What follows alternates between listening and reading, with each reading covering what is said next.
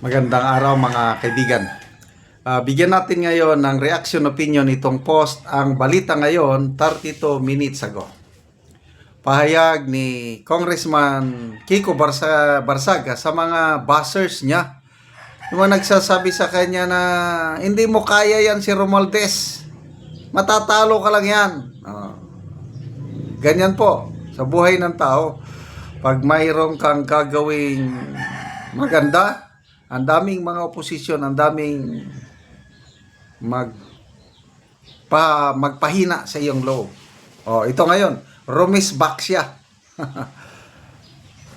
Nagbigay ng reaksyon si Cavite 4th District Representative Kiko Barsaga sa mga nag-alala sa kanyang buhay matapos direktang manawagang imbestigahan si former House Speaker Martin Romualdez. Daming nagsabi sa akin, kung Kiko, di mo kaya si Romualdez, parang David and Goliath yan, nakakatakot, matatalo ka. Di ba? Dinidiscourage parang imposible nga naman. Sinong mag-aakala na ang isang very powerful speaker, Martin Romualdez, ngayon, basang sisiw na, maiyak-iyak na nagpaalam na magre-resign siya. O anong mitsa doon?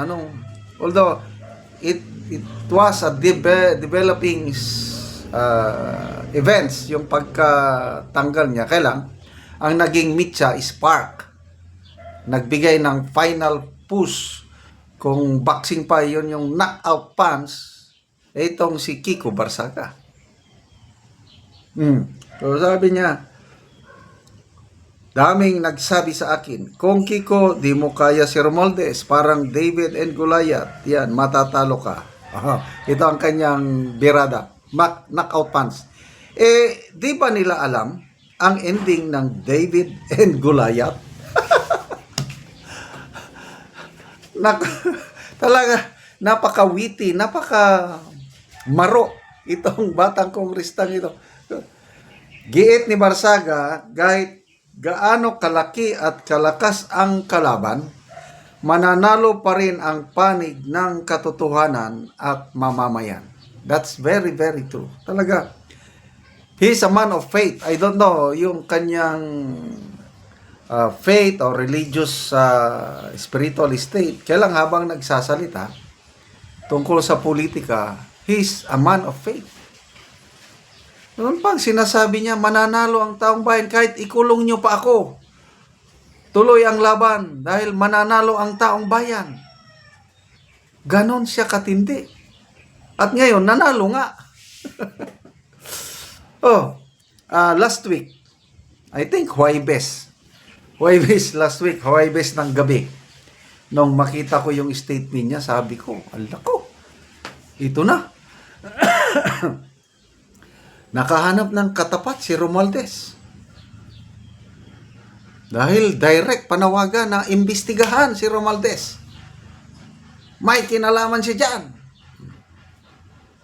So, the following day, Biyernes, basta meron akong vlog tungkol niyan na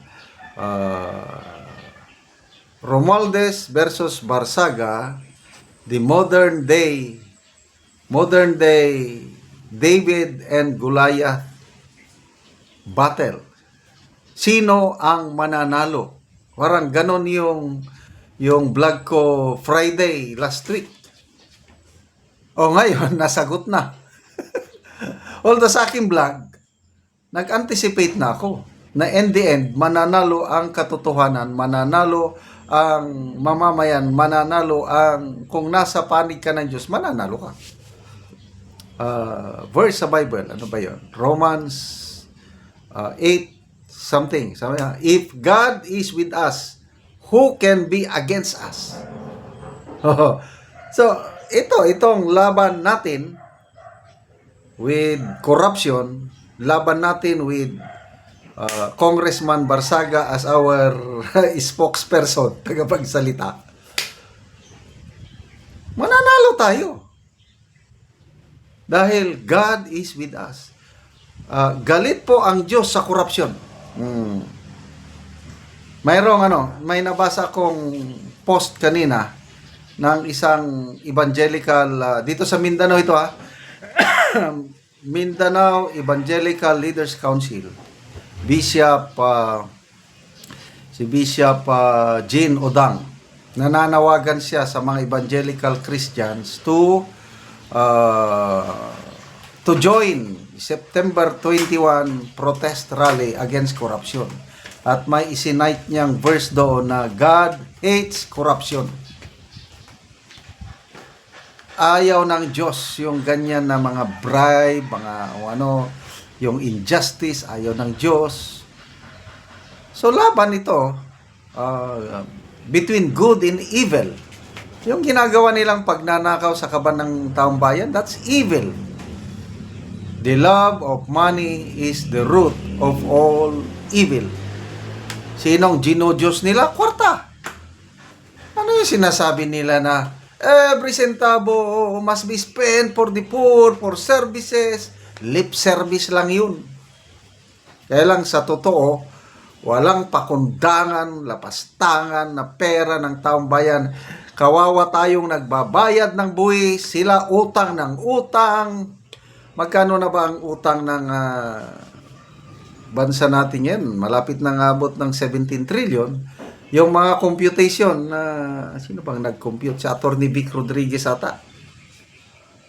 Ang utang ng bawat Pilipino ngayon, kung paghati-hatian natin yung 16.7 trillion na utang, 143,000 pesos ang utang ng bawat isang Pilipino. Ngayon, ang galing ng administrasyong ito, utang ng utang. Mabuti lang sana kung yung inuutang, ginagastos lahat o karamihan para sa kapakanan ng mamamay. Hindi.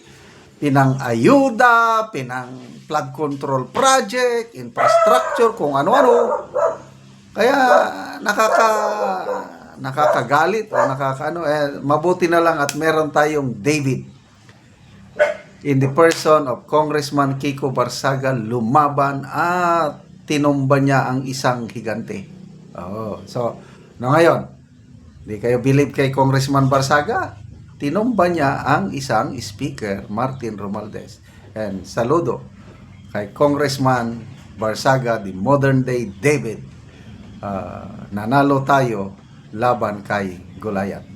Salamat mga kaibigan sa inyong pagsubaybay sa ating channel. Nakakatulong kayo ng malaki sa tribong Talanding ng Bukidnon dahil ang income natin sa channel na ito is pantulong sa tribo. Namimigay tayo ngayon ng livelihood assistance sa kanila, nagpapatanim ng saging lakatan at Arabica coffee. Panoorin niyo ang video na ito. Karon na anak ko sa area ni Michael sa iyang gatamnan o kape. So ako siyang duulon. Mayang buntag diha. So magtanom ni siya sa kape nga nahatag sa iyaha nga 300 ka sidling. Muna ni siya ang sidling among napalit nga tag 25 pesos ang kada isa. Kining among natanom nga kape 14,550 na ni. So 29 na kapamilya.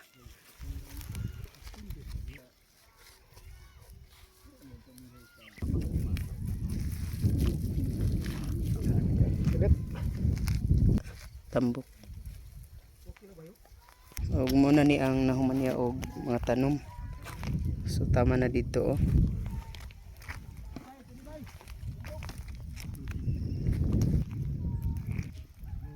So muna ni gilo agon sa gitamnan ni Michael og kanang kuan kape. So luag yun. Yana kayo.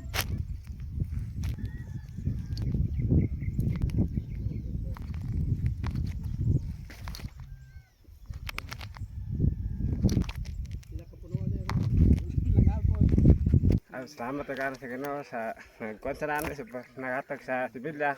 Salamat ka sa Diyos sa gihatag nga sa abot na panansat nga karon bisa na makakuan mo sa among ka wadon. Makasuporta. Pila daya imong anak? Kuan. 4. Pila na tanan naga-eskwela. Ang kanana karon na eskwela na ako isa. Isang imong estudyante. Oh. So ang tulo dili pa ga-eskwela. Kuha na sila, grade 7 naman sana. Kuha naman sila magparaan nag-eskwela kaya kulang tagan. Kalisod. Tapos naman ko, kasi makasuporta na ka na, makaparaan na eskwela ng mga bata. Sige, salamat kaayo. Sa